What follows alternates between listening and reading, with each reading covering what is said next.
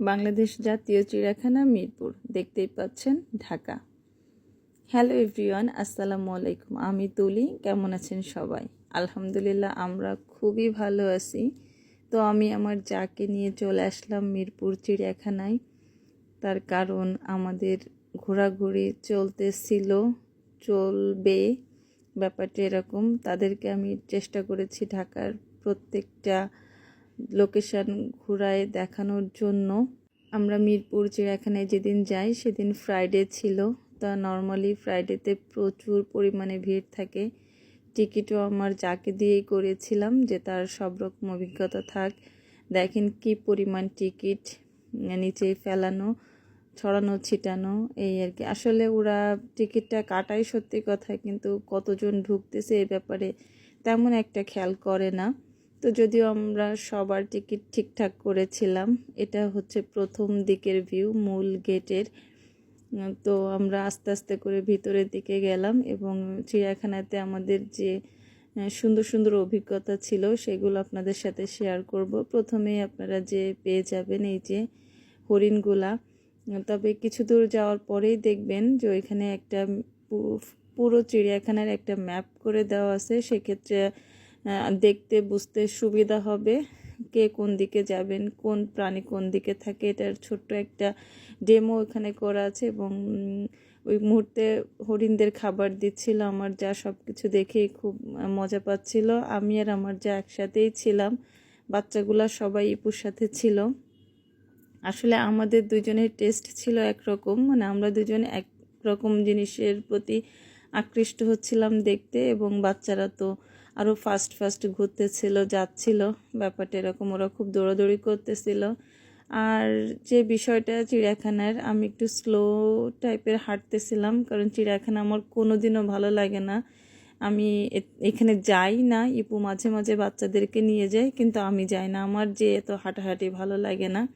তো এখানে আমি আমার যার ভিডিও করতেছিলাম। এখানে আমাদের সাথে খুব মজার একটা ঘটনা ঘটে। এখানে উট পাখি আছে।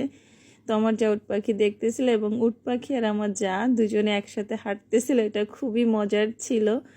সিরিয়াসলি এটা খুবই কাকতালীয় একটা ব্যাপার, যে উট পাখিটা আমার জায়ের সাথে অনেক দূর পর্যন্ত হাঁটছে এবং এখানে লোকজনও দাঁড়ায় গেছিলো এই ব্যাপারটা দেখার জন্য।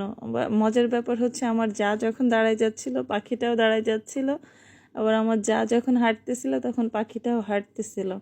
তো এই বিষয়টা আমাদের খুব মজা লাগে। আমার যাও খুব মজা পায়, মানে পাচ্ছিল এই জিনিসটা বলে, এবং সে খুবই গল্প করতেছিল। আমি বললাম যে পাখির সাথে সাহস থাকলে একটু আড্ডা দাও, যে হ্যান্ডশিপ করবো, ওর মাথায় হাত দাও, কিন্তু তখন সে ভয় পাচ্ছিল। সে চাইলে মাথায় হাত দিতে পারতো, কারণ দেখেন যে ওইখানে যে গ্রিলটা দেওয়া ছিল, নেটটা কিন্তু পাখির থেকে ছোট। পাখিটা যদি গলা উঁচু করতো তো এটার থেকেও বেশি উপরে তার মাথা বা গলাটা উঠে যেত, এরকম আর কি।